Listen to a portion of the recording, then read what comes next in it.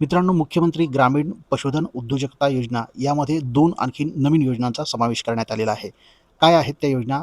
तर या व्हिडिओच्या माध्यमातून आपण समजावून घेणार आहोत. बघा, 13 एप्रिल 2026 हा एक शासन निर्णय आहे. ज्यामध्ये शासनानं काय म्हटलेलं आहे, तर मुख्यमंत्री ग्रामीण पशुधन उद्योजकता योजना राज्यस्तरीय योजना यामध्ये मुरघास संयंत्र वाटप योजनेत समूह गटाचा समावेश करणे, वराह पालन योजनेचा समावेश करण्याबाबत याबाबतचा हा एक शासन निर्णय आहे. आपण समजावून घेऊया या शासन निर्णयामध्ये शासनानं काय निर्णय घेतलेला आहे. बघा, मुख्यमंत्री ग्रामीण पशुधन उद्योजकता योजना लागू करण्यात आलेली आहे आणि यामध्ये वैरण विकास योजना अंतर्गत मुरघास संयंत्र वाटप योजनेद्वारे उद्योजकता विकास करणे, योजनेच्या यशस्वीतेकरता वैयक्तिक लाभार्थ्यांबरोबरच शेतकरी उत्पादक संस्था, समूह गट यांची शिफारस आयुक्त पशुसंवर्धन पुणे यांनी केली होती. याशिवाय विधिमंडळाच्या 2026च्या अर्थसंकल्पीय अधिवेशनामध्ये उपस्थित करण्यात आलेल्या लक्षवेधी सूचनान्वये वराह पालन प्रोत्साहन देण्याचा मुद्दा उपस्थित करण्यात आला होता. आणि वरील या दोन्ही पार्श्वभूमी लक्षात घेता मुरघास संयंत्र वाटप योजनेद्वारे उद्योजकता विकास करणे या योजनेमध्ये वैयक्तिक लाभार्थ्यांबरोबरच शेतकरी उत्पादक संस्था, समूह गटांचा समावेश करणे तसेच वराह पालनास प्रोत्साहन देण्यासाठी उपाययोजनांचा समावेश मुख्यमंत्री ग्रामीण पशुधन उद्योजकता योजना यामध्ये करण्याची बाब शासनाच्या विचाराधीन होती आणि त्याद्वारे शासनाने हा आता निर्णय घेतलेला आहे. तर बघा, या निर्णयामध्ये त्याने काय म्हटलेलं आहे, तर आता मुरघास संयंत्र वाटप योजनेद्वारे उद्योजकता विकास करण्यासाठी या योजनेमध्ये खालील शेतकरी समूह गटांचा समावेश करण्यात येत आहे. आता यामध्ये कोणत्या शेतकरी समूह गटांचा समावेश असणार आहे, तर सहकार अधिनियम धर्मादाय आयुक्त अंतर्गत नोंदणीकृत शेतकरी उत्पादक संस्था, सहकारी संस्था, याशिवाय कंपनी कायदा 2013 अंतर्गत शेतकरी उत्पादक कंपनी, आत्मा अंतर्गत तालुका कृषी अधिकारी यांचे नोंदणी प्रमाणपत्र असलेले नोंदणीकृत संस्था, शेतकरी समूह गट, फार्मर ग्रुप किंवा महिला आर्थिक विकास महामंडळाकडे नोंदणीकृत असलेल्या समुदाय आधारित संसाधन केंद्र अर्थात कम्युनिटी मॅनेज रिसोर्सेस सेंटर आणि उमेद अंतर्गत नोंदणीकृत प्रभाग संघ अर्थात महिलांना सुद्धा यामध्ये संधी देण्यात आलेला आहे. पात्रता काय असावी लागणार आहे त्या समूह गटांची, तर संस्थेचे किमान 50 शेतकरी हे सदस्य असावेत. संस्थेचे भागभांडवल खेळते भांडवल 5 लाख असावे. संस्थेचे लगतच्या मागील 3 वर्षाचे लेखापरीक्षण झालेले असावे. लेखापरीक्षण अहवालानुसार संस्था ही नफ्यामध्ये असावी. सदर योजनेअंतर्गत प्राप्त होणारे लाभधारकांचे अर्ज विचारात घेऊन वरील समूह गटांना प्राधान्य देण्यात येणार आहे. वैरण विकास योजना अंतर्गत मुरघास संयंत्र वाटप योजनेद्वारे उद्योजकता विकास करणे या योजनेमध्ये नमूद इतर अटी जशाच्या तशा लागू असणार आहेत. आता दुसरी योजना कोणती आहे, तर बघा, दुसरी योजना आहे वराह पालन गट वाटप योजना. आपल्याला बघा, तर लाभाचे स्वरूप आहे ते 5+1 वराह गट अधिक विमा.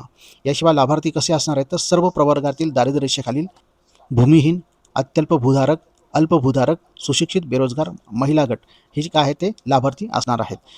आता लाभार्थ्यांचे निकष काय आहेत, तर सर्वसाधारण प्रवर्ग, अनुसूचित जाती, अनुसूचित जमाती यामधील लाभार्थी खालील गटांमधून उतरत्या प्राधान्यक्रमाने ते निवडले जाणार आहेत. तर पहिल्यांदा भूमिहीन आहेत, अत्यल्प आहेत, नंतर अल्पभूधारक आहेत, वनहक्कधारक आहेत आणि महिला बचत गट. तर अशा पद्धतीने यांचीही लाभार्थ्यांचे निकष असणार आहेत. त्यांची पात्रता काय असणार आहे, तर पशुपालन व्यवसायाचे शासकीय निमशासकीय संस्थेचे प्रशिक्षण म्हणजे अर्ज करताना प्रशिक्षण प्रमाणपत्र नसल्यास अनुदानाचा लाभ घेण्यापूर्वी काय आहे ते प्रशिक्षण घेणे हे आवश्यक असणार आहे. आता या गटाची किंमत कशा पद्धतीने असणार आहे, तर प्रति मादी वराहासाठी 22,500, नर वराहासाठी 25,000 आणि यामध्ये विमा त्यांनी 12.75% 3 वर्षासाठी किती, तर 17,531. विक्री कर 18% म्हणजे 3,156 रुपये आणि शेड, खाद्य, पाणी उपकरणे, साहित्य जसं की शेड वॉटर, स्प्रे पंप यासाठी 50,000 म्हणजे एकूण प्रकल्प जी किंमत आहे ती किती आहे, तर 2,08,187 रुपये ही असणार आहे. आता यामध्ये अनुदानाचं स्वरूप कसं आहे, तर बघा, सर्वसाधारणसाठी 50% आहे अनुदान दिले जाणार आहे. अनुसूचित जाती जमातीसाठी 75% अनुदान हे असणार आहे. यामध्ये कागदपत्र आवश्यक दिलेलं आहे, तर कशा पद्धतीने असणार आहे, तर पशुपालन व्यवसायाचे शासकीय निमशासकीय संस्थेचे प्रशिक्षण प्रमाणपत्र म्हणजे अर्ज करताना जर का प्रशिक्षण प्रमाणपत्र नसेल तर लाभ अनुदान ज्यावेळेस तुम्ही घेणार आहात त्यावेळेस ते प्रशिक्षण प्रमाणपत्र तुम्हाला हे हमीपत्र हे द्यावे लागणार आहे. किंवा काय आहे, तर स्थानिक पशुवैद्यकीय अधिकाऱ्यांचे 2 वर्षाचे अनुभव प्रमाणपत्र हे द्यावे लागणार आहे. दिव्यांगासाठी UDID हे प्रमाणपत्र द्यावे लागणार आहे. आता इतर अटी त्यांनी दिलेल्या आहेत. या प्रकल्पांतर्गत खरेदी करायचे वराह हे सुधारित आणि विदेशी जाती म्हणजे यॉर्कशायर, हॅम्पशायर, लँड्रेस इत्यादी तसेच स्थानिक हवामानाशी जुळून घेणाऱ्या आणि उच्च उत्पादकता असलेल्या 1 ते 2 वर्षाच्या वयोगटातील असावे. वराह गटाची खरेदी ही खरेदी समितीच्या उपस्थित करण्यात यावी.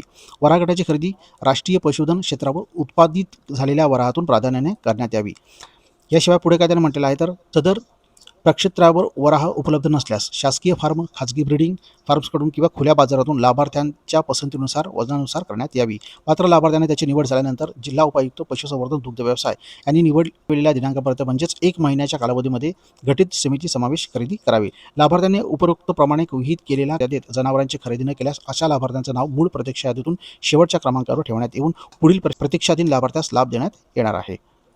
तर याशिवाय त्यांनी बघा जनावरांचा वाहतुकीचा खर्च आहे तो संबंधित लाभार्थ्यांना करायचा आहे. याशिवाय त्यांना 3 वर्षाचा विमा सुद्धा उतरवला जाणार आहे. आता इथे त्यांनी काय म्हटलेलं आहे बघा, आता वराह व्यवसायाद्वारे उद्योजकता विकास घेतलेल्या कर्जावर व्याज सवलत देखील तिथे दिली जाणार आहे. यामध्ये बघा या योजनेअंतर्गत देय असलेली 4% व्याजासह सवलत शेळी, मेंढी, गाय, म्हैस, कुक्कुटपालन या पशुपालन व्यवसायाबरोबरच वराहपालन व्यवसायालाही लागू करण्यात येत आहे. म्हणजे अशा पद्धतीनं हा शासनाने आता एक निर्णय घेतलेला आहे. तर मित्रांनो, हा जो जी आर आहे खाली मी तुम्हाला डिस्क्रिप्शनमध्ये टाकत आहे, तिथून जाऊन तुम्ही हा डाउनलोड करा आणि तुम्ही पाहू शकणार आहात. हा व्हिडिओ आवडला तर लाईक करा आणि कमेंट करा, शेअर करा.